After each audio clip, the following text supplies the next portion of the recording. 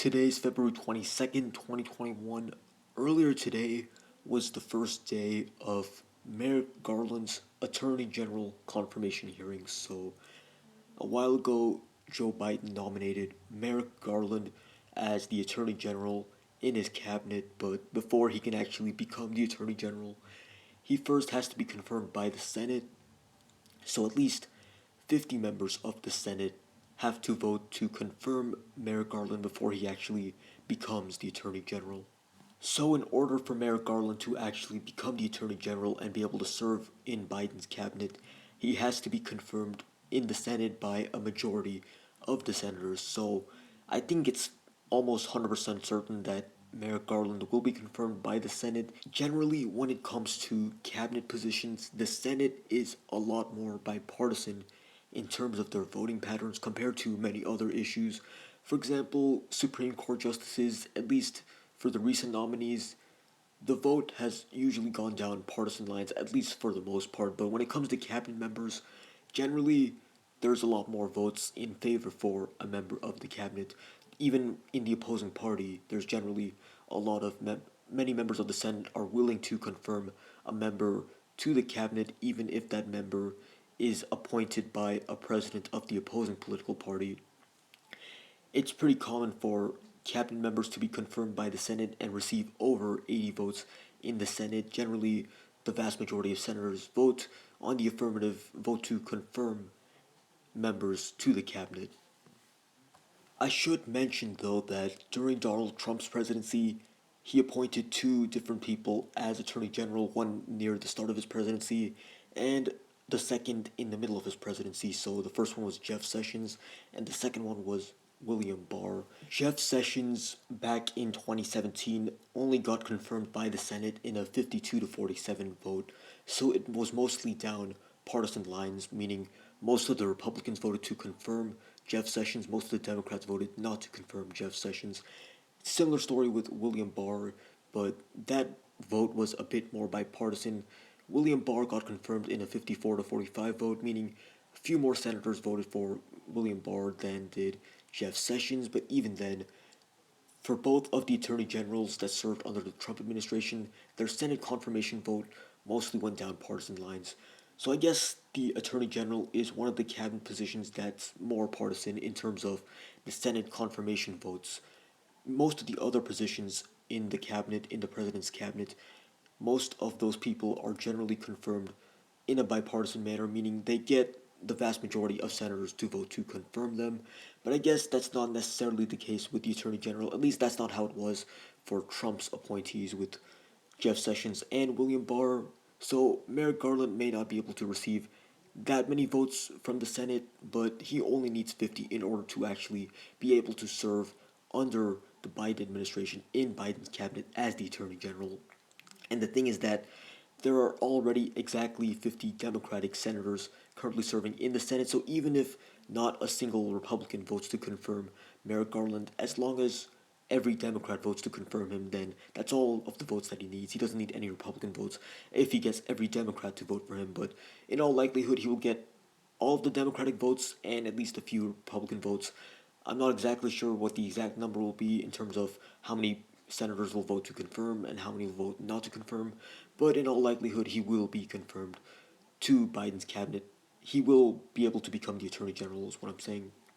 But the reason why I'm even making this video, the reason why I'm even bringing this topic up, because Joe Biden has already appointed lots of different people to his cabinet in a variety of different positions. But the reason why I think that this specific nominee, the reason why I think Merrick Garland's nomination as the Attorney General, the reason why I think that this specifically is worth talking about is because back in 2016 and 2017, Merrick Garland was nominated by President Obama, who was president at the time back in 2016. He was nominated to fill the Supreme Court vacancy that was left by Antonin Scalia after he passed away in February 2016. So after Antonin Scalia passed away in February of 2016, there was a vacancy in the Supreme Court. There were supposed to be 9 members in the Supreme Court, but because Antonin Scalia passed away, there were only 8 justices in the Supreme Court. And that's how it was for a while, because even though Obama nominated Merrick Garland to fill that Supreme Court vacancy, the Senate never even took a vote on it. They didn't even deny Merrick Garland. They just never took a vote on it.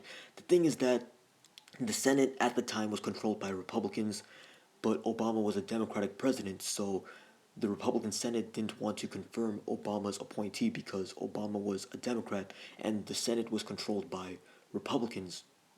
So, what the Republicans said was that because it was an election year and because the election was only a few months away, that they shouldn't confirm Merrick Garland to the Supreme Court until after the 2016 presidential election. So basically, the Republican senators said that if Hillary Clinton won the 2016 presidential election, then the Senate would then take a vote on Merrick Garland.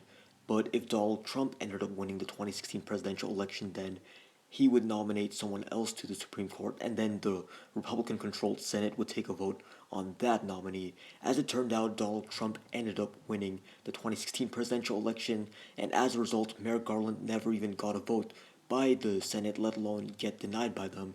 The Senate never even took a vote on Merrick Garland. After Donald Trump won the 2016 presidential election, he ended up nominating Neil Gorsuch to the Supreme Court, and because the Senate was controlled by Republicans, they were easily able to confirm Neil Gorsuch to the Supreme Court. So Merrick Garland got nominated by Obama all the way back in March of 2016. So this was just a month after Antonin Scalia passed away in February of 2016.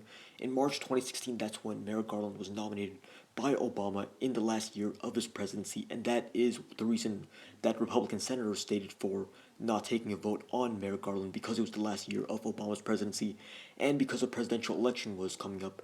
Basically, the Republican senators claimed that they wanted to let the voters decide which Supreme Court justice should fill the Supreme Court vacancy, whether it's a Trump appointee or a Clinton appointee, and it turned out to be a Trump appointee. But this was all the way back in March of 2016, almost a year before the 2016 presidential election, 8 months before that election, to be exact. And the reason why I bring that up is because many of the Republican senators flipped their position when it came to the 2020 presidential election, because just 2 months before the 2020 presidential election, Ruth Bader Ginsburg passed away in September of 2020. Even though the presidential election was only a month and a half away, the Republican senators, for the most part, were still fine with confirming Donald Trump's new nominee to the Supreme Court, which turned out to be Amy Coney Barrett. I talked about this whole situation back in September and October of 2020 on this channel. I was making videos at the time. I was making videos talking about that whole situation, the Supreme Court situation. So if you want to know more about the Amy Coney Barrett situation and what all happened with that, you can watch the videos that I made on this channel back in September and October of 2020. But the point I wanted to bring up is that back in 2016, when there was a vacancy in the Supreme Court, Merrick Garland was nominated by President Obama to fill that vacancy, but the Senate didn't even take a vote on Merrick Garland, even though there was an 8 month time period between Obama's nomination and the 2016 presidential election. The Senate never even took a vote on him, so they essentially rejected him without actually rejecting him, because they didn't vote on him, and because Trump won the 2016 presidential election, they never had to take a vote on him because Donald Trump was just able to nominate someone new. So the way I see it, this is kind of like redemption for Merrick Garland, because he once again is being nominated by the President of the United States for a certain position. In 2016, it was to serve as a Supreme Court justice, but this time around, it's to serve as the Attorney General. So in 2016, he got nominated by President Obama, but in 2021, he got nominated by President Biden. And in 2016 and 17, the Senate at the time was controlled by Republicans, and the Republicans refused to even take a vote on him. They didn't even reject him through a Senate vote, they just didn't take a vote on it at all. But this time around, they have to take a vote on him. They can't just not take a vote on it. The Senate is controlled by Democrats anyway this time around, so they can't even do that. They don't even have the power to do that, since the Senate is controlled by Democrats by a narrow margin. And also because the Senate is controlled by Democrats, this time around, Merrick Garland will have an easy time getting through, and he will have an easy time being confirmed by the Senate, so he will easily be able to serve as the Attorney General of the United States.